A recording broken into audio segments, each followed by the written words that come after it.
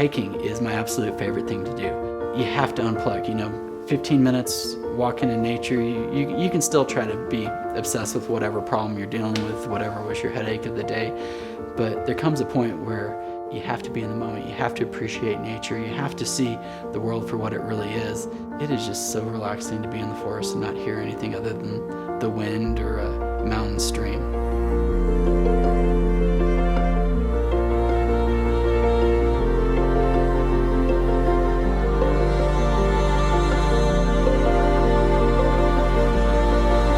I think Taos is a place where people come when they're looking for something more.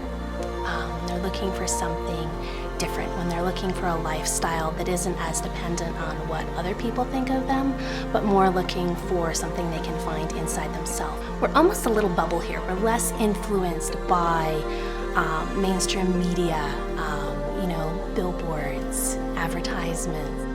To hear the outside news, you have to turn to the internet, and there are people here who don't even have the internet. So we really have this little bubble culture going on where, you can just be you in Taos.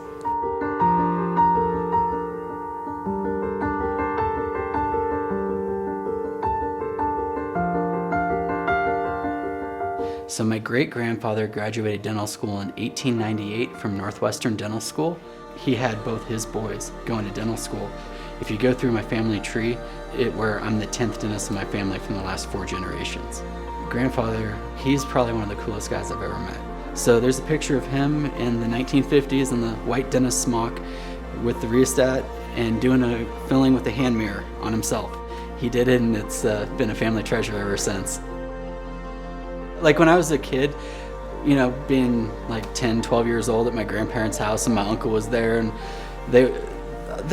dentistry was like a normal topic of conversation, and I'm like, okay, I guess this is a normal thing. I didn't realize that wasn't normal till we have less dentists in the family now, or at least if we're not all together.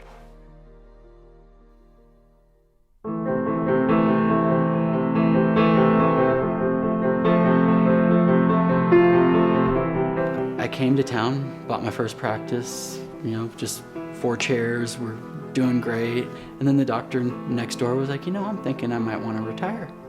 I'm going to probably list my practice. I'm like, well, why don't we just merge together and be one big happy family? So we went from 4 chairs to 8 chairs, and I went from 9 employees to 17 employees. And I'm like, well, it can't be that much more work. I thought maybe like 30, 40%. Boy, was I wrong. All I was doing was working.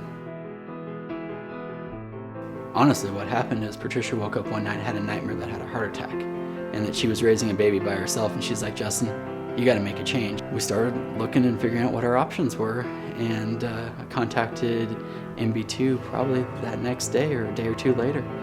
And I have a lot more time. I'm taking more time off. We're spending a lot more time in the mountains, and a lot of my friends have noticed a change. They noticed I'm a lot less stressed, and I'm real grateful for it.